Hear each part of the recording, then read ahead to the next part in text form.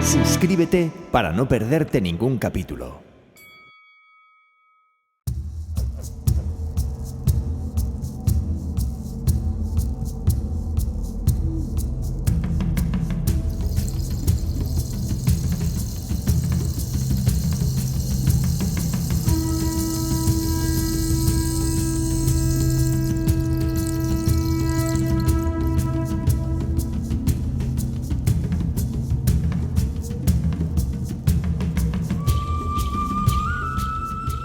El reverendo Murdoch Soulis fue durante mucho tiempo pastor de la parroquia del páramo de Balwearie, en el valle de Dul. Anciano severo y de rostro sombrío para sus feligreses, vivió durante los últimos años de su vida sin familia, ni criado, ni compañía humana alguna, en la modesta y solitaria casa parroquial, situada bajo el Hengin South, un pequeño bosque de sauces. A pesar de lo férreo de sus facciones, sus ojos eran salvajes, asustadizos e inciertos.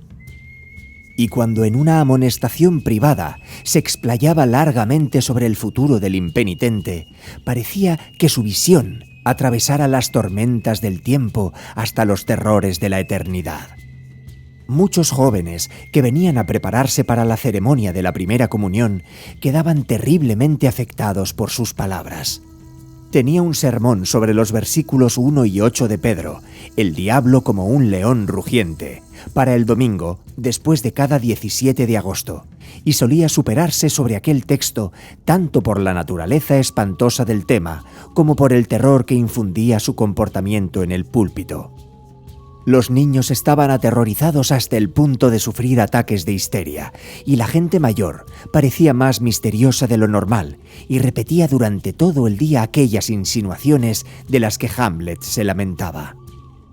La misma casa parroquial, ubicada cerca del río Dul entre árboles gruesos, con el South colgando sobre ella en un lado y en el otro numerosos páramos fríos que se elevaban hacia el cielo, había comenzado ya muy al inicio del ministerio del señor Soulis a ser evitada en las horas del anochecer por todos aquellos que se valoraban a sí mismos por su prudencia.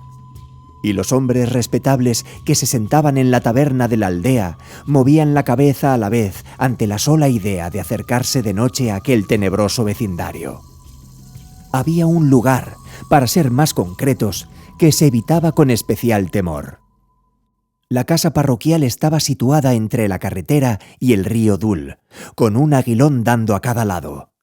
La parte de atrás de la casa daba a la aldea de Balwearie, situada a casi media milla de distancia.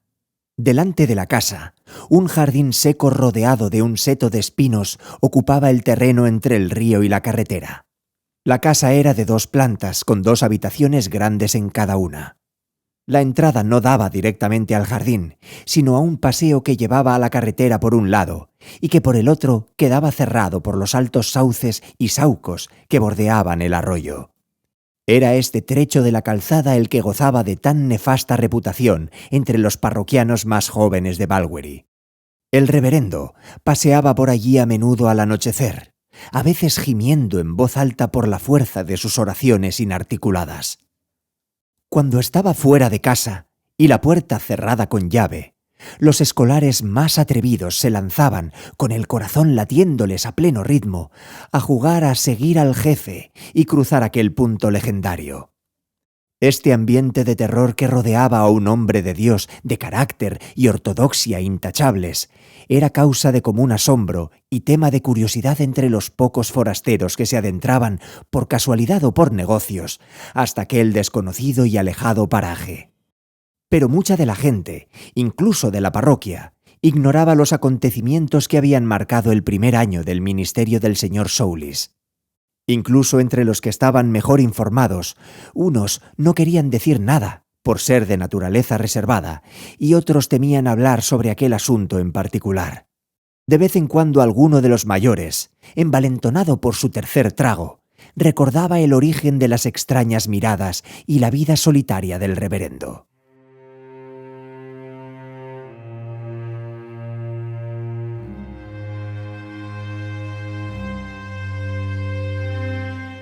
50 años atrás, cuando el señor Soulis llegó por primera vez a Balwery, aún era un hombre joven, un mozo, decía la gente, lleno de sabiduría académica y muy grandilocuente, pero como era natural en un hombre de su edad, tenía poca experiencia de la vida en lo referente a la religión.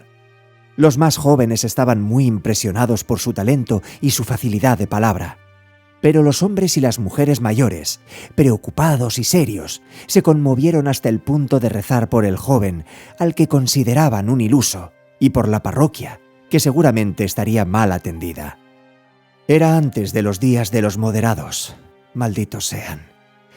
Pero las cosas malas son como las buenas.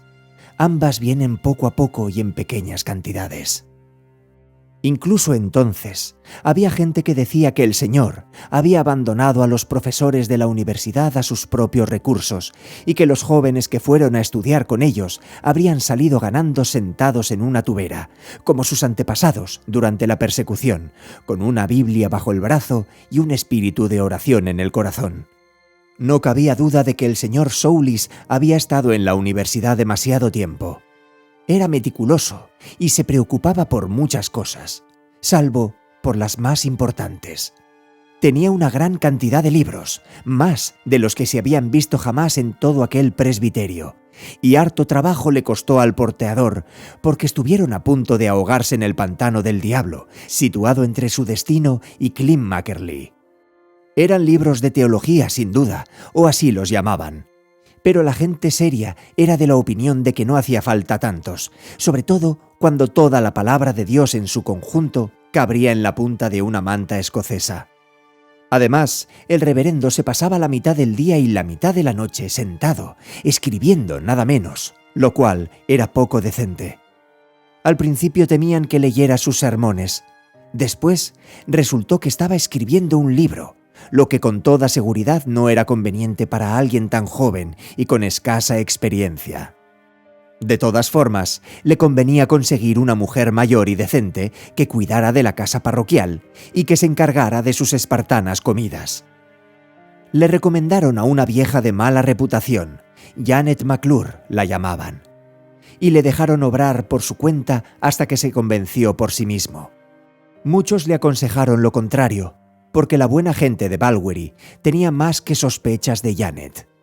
Tiempo atrás había tenido un hijo con un soldado y se había apartado de la sociedad durante casi 30 años.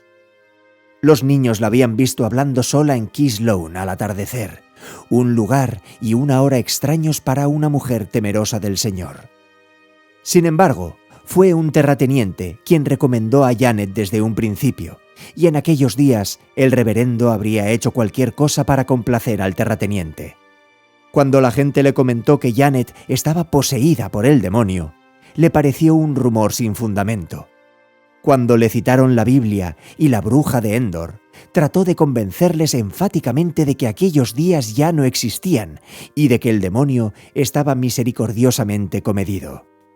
Bien, cuando se supo en la aldea que Janet McClure iba a entrar a servir en la casa del párroco, la gente se enfadó mucho con ambos. Algunas de aquellas buenas señoras no tenían nada mejor que hacer que reunirse a la puerta de su casa y acusarla de todo lo que sabían de ella, desde el hijo del soldado hasta las 2 vacas de John Thompson. Ella no era una mujer muy elocuente. Normalmente la gente le dejaba hacer su vida y ella hacía lo mismo, sin intercambiar ni buenas tardes ni buenos días, pero cuando se enfadaba, tenía una lengua como para dejar sordo al molinero. Cuando empezaba no había un viejo chisme que aquel día no hiciera saltar a alguien. No podían decir nada sin que ella les respondiera 2 veces. Hasta que al final, las amas de la casa la cogieron, le rasgaron la ropa y la arrastraron desde la aldea hasta las aguas del río Dul, para comprobar si era bruja o no. Total, o nadaba o se ahogaba. La vieja gritó tanto que se la oyó en el Hungry Show y luchó como 10. Muchas señoras llevaban cardenales al día siguiente y durante muchos días después, y justo en el momento más violento del altercado, ¿quién apareció sino el nuevo reverendo? «¡Mujeres!», dijo él, que tenía una voz magnífica. En nombre de Dios les ordeno que la suelten. Janet corrió hacia él. Estaba realmente aterrorizada. Se le abrazó y le rogó en nombre de Dios que la salvara de las chismosas. Ellas, por su parte, le dijeron todo lo que sabían de ella y quizá más de lo que sabían. Mujer, le dijo a Janet. ¿es eso verdad? Pongo a Dios por testigo, dijo ella. Y como me hizo Dios, que no es verdad ni una palabra. Aparte del hijo, dijo ella. He sido una mujer decente toda mi vida. Renuncias, dijo el señor Soulis. En nombre de Dios y ante mí, su indigno pastor. ¿Renuncias al diablo y a sus obras? Bueno, parece ser que cuando preguntó eso, ella sonrió de una forma que aterrorizó a quienes la vieron y oyeron tamborilear los dientes en su boca. Pero no había más que una salida, y Janet levantó la mano y renunció al diablo delante de todos. Y ahora, dijo el señor Soulis a las señoras, vayan a sus casas y pidan perdón a Dios. Le dio el brazo a Janet, que llevaba encima poco más de una combinación, y la acompañó por la aldea hasta la puerta de su casa como una gran señora. Los gritos y las risas de Janet eran escandalosos. Aquella noche, mucha gente seria alargó sus oraciones más de lo normal, pero al amanecer se difundió tal miedo sobre todo Balwearie que los niños se escondieron e incluso los hombres permanecieron en casa y como mucho se asomaban a la puerta. Janet venía bajando por la aldea. Ella o alguien que se le parecía, nadie podría decirlo con certeza, con el cuello torcido y la cabeza colgándole a un lado como un cuerpo que ha sido ahorcado y una sonrisa en el rostro como la de un cadáver sin enterrar. Poco a poco se fueron acostumbrando e incluso le preguntaban burlonamente qué le pasaba. Pero desde aquel día en adelante no pudo hablar como una mujer cristiana, sino que balbuceaba y castañeteaba los dientes como si de unas podaderas se tratara. Desde aquel día el nombre de Dios jamás volvió a pasar por sus labios. A veces intentaba pronunciarlo, pero no lo conseguía.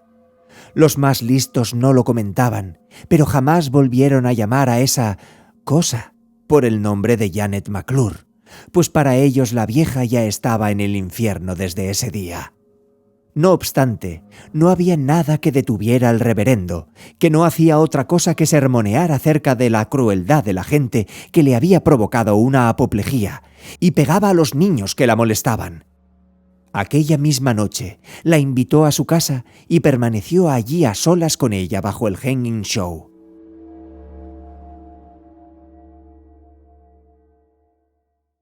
Bien, el tiempo pasó. Los más indolentes empezaron a pensar menos en aquel negro asunto. El reverendo estaba bien considerado. Siempre hacía tarde escribiendo. La gente veía su vela cerca del agua del río Dul después de las 12 de la noche. Parecía tan satisfecho de sí mismo y tan arrogante como al principio, aunque cualquiera podía ver que estaba consumiéndose.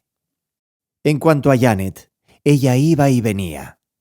Si antes hablaba poco, lo razonable era que ahora hablara menos. No molestaba a nadie.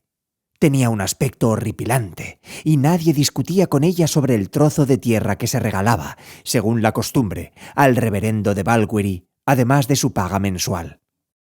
A finales de julio hizo un tiempo tan malo como jamás se había visto por esas tierras. Había una calma calurosa, despiadada.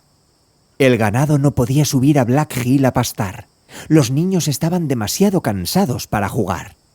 A la vez, estaba tormentoso, con ráfagas de viento caliente que retumbaban en los valles y escasas lluvias que apenas mojaban la tierra. Todos pensábamos que caería una tormenta por la mañana, pero llegaba la mañana y la siguiente, y continuaba el mismo tiempo amenazante, duro para el hombre y las bestias.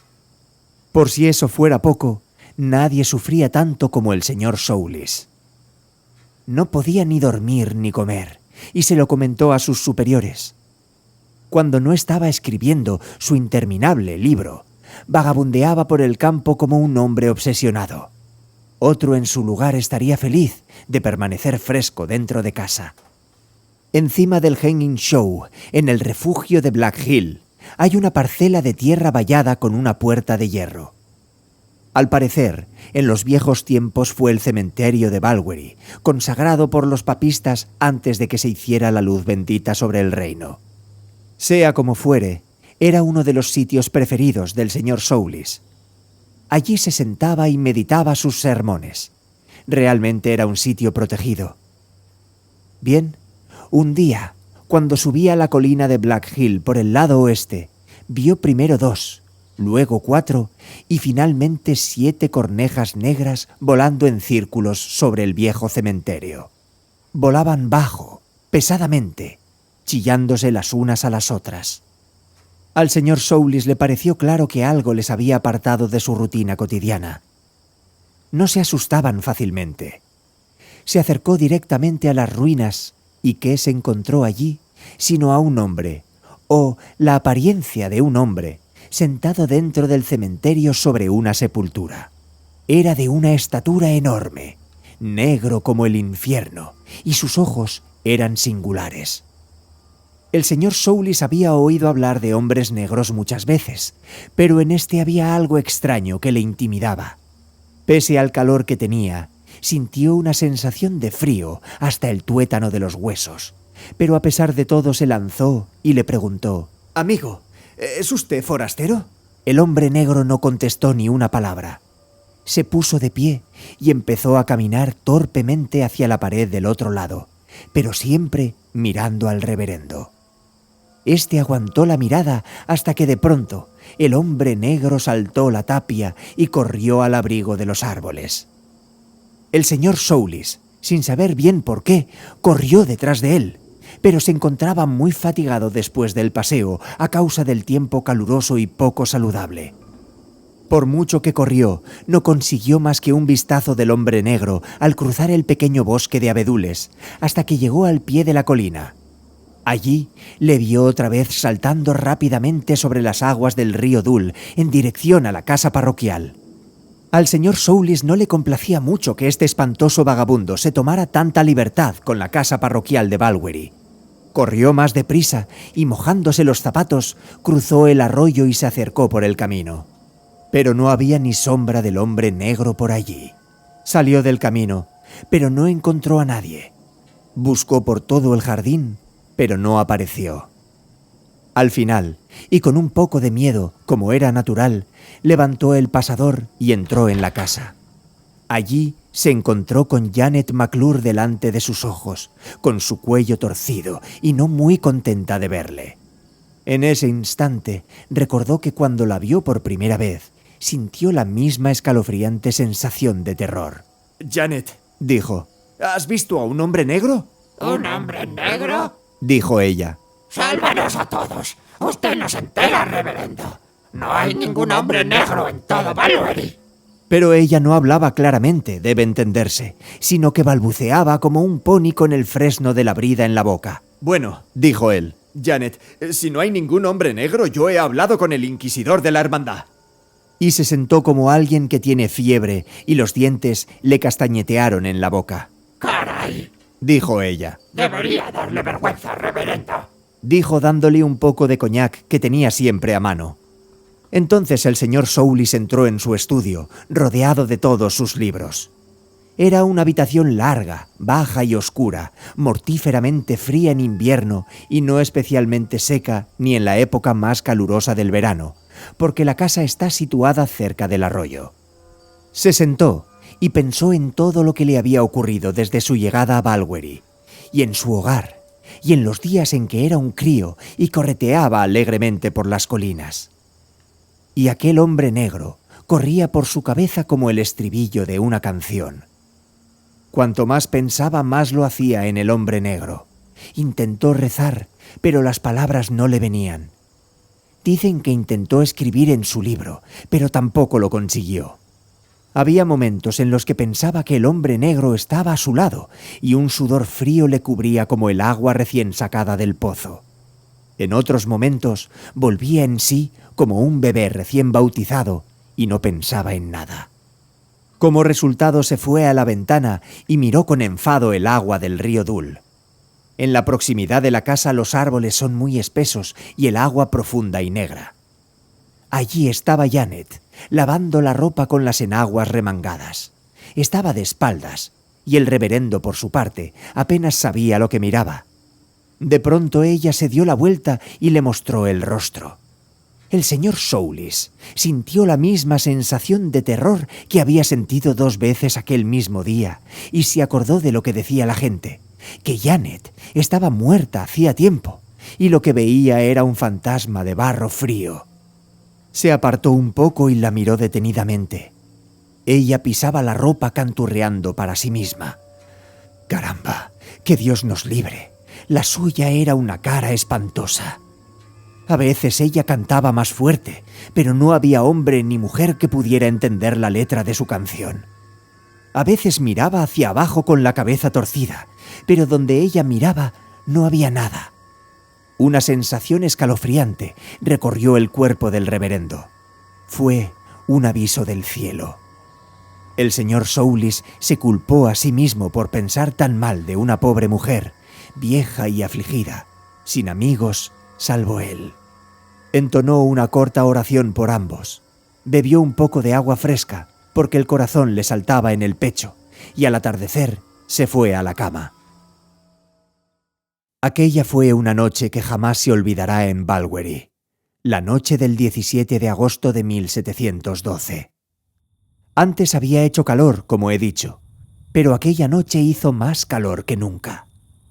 El sol se puso entre nubes muy extrañas, oscureció como un pozo. Ni una estrella ni una gota de aire. Uno no podía verse ni la mano delante de la cara, e incluso los más ancianos se quitaron las sábanas y jadeaban tratando de respirar. Con todo lo que tenía en la cabeza, era muy improbable que el señor Soulis consiguiera dormir mucho. Daba vueltas en la cama limpia y fresca cuando se acostó, pero que ahora le quemaba hasta los huesos. A ratos dormía y a ratos se despertaba. Unas veces oía al reloj dar las horas durante la noche y otras a un perro aullar en el páramo como si hubiera muerto alguien. A veces le parecía oír fantasmas chismorreando en su oído y otras veces lucecillas en la habitación. Pensó, creyó estar enfermo. Y enfermo estaba, pero poco sospechaba de qué enfermedad. Al final se le despejó la cabeza. Se sentó al borde de la cama en camisón y volvió a pensar en aquel hombre negro y en Janet. No sabía bien cómo, quizá por el frío que sentía en los pies, pero se le ocurrió de repente que había una cierta conexión entre ellos y que uno de los dos, o ambos, eran fantasmas. Justo en aquel momento, en la habitación de Janet, que estaba al lado de la suya, se oyó un ruido de pisadas como si hubiese algunos hombres luchando. Y a continuación, un golpe fuerte. Un remolino de viento se deslizó estrepitosamente por las 4 esquinas de la casa. Después, todo volvió a estar silencioso como una tumba. El señor Soulis no temía ni al hombre ni al diablo. Cogió las yescas y encendió una vela, avanzando 3 pasos hacia la puerta de Janet.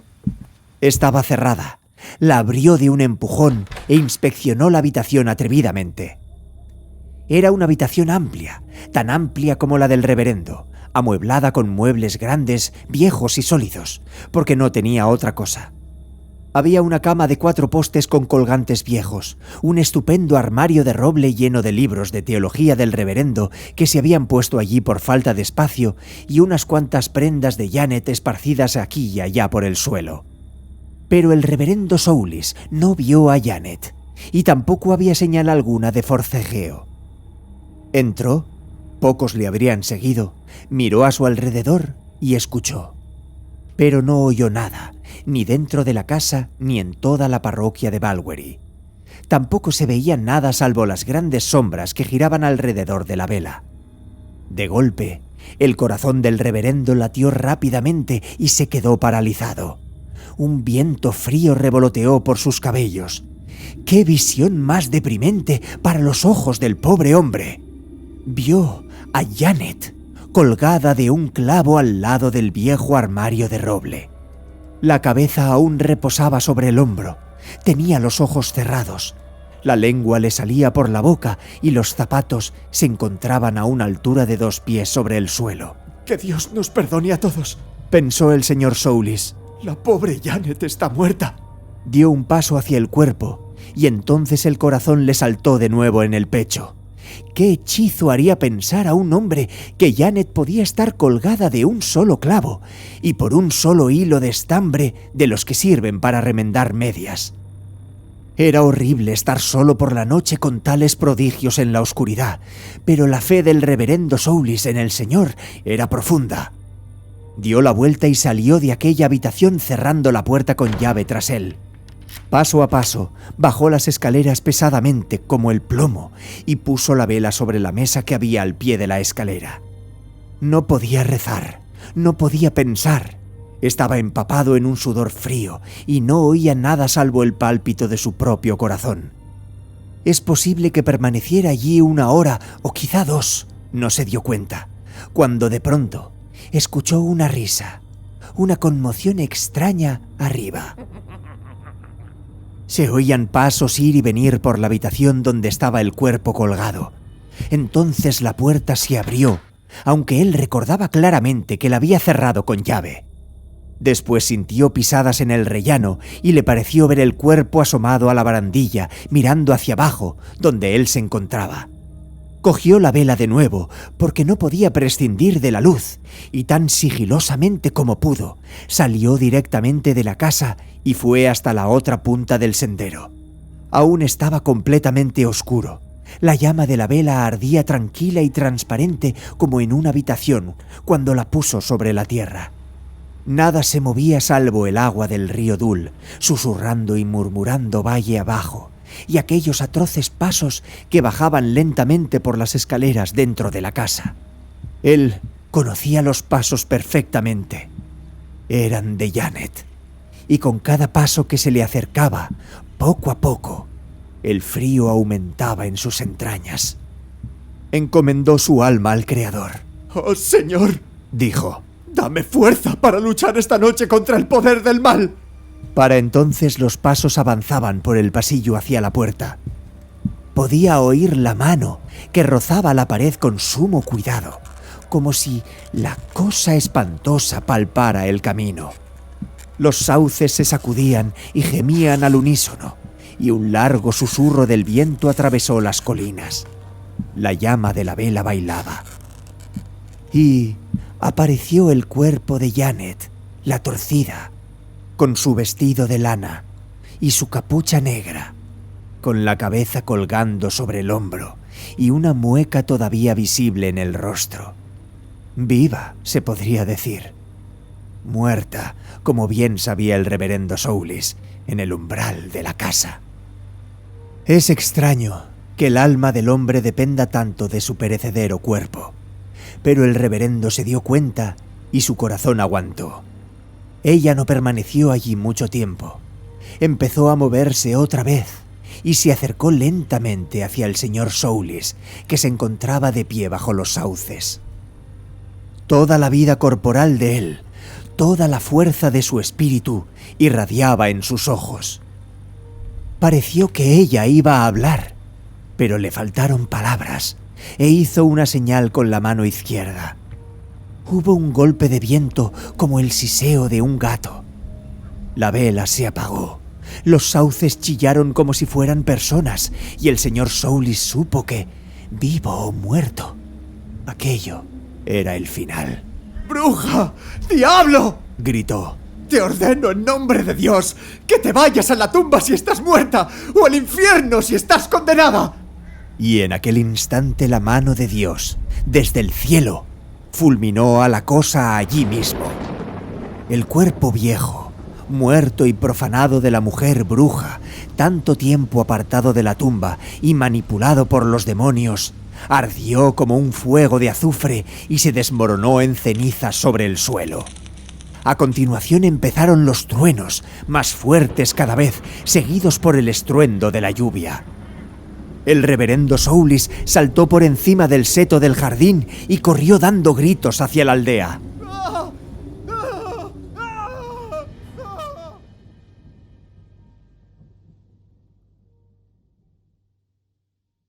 Aquella misma mañana, John Christie, vio al hombre negro pasar cuando daban las 6 de la mañana. Antes de las 8 pasó por la posada de Knockdoif. Poco después, Sandy McLellan le vio cruzando los oteros de Climackerley rápidamente. No hay ninguna duda de que él fue quien ocupó el cuerpo de Janet durante tanto tiempo. Pero por fin se había marchado. Desde entonces, el diablo jamás ha vuelto a molestarnos en Balwerie. Sin embargo, fue un penoso honor para el reverendo. Permaneció delirando en la cama durante mucho tiempo. Desde aquel día hasta hoy, no ha vuelto a ser el mismo.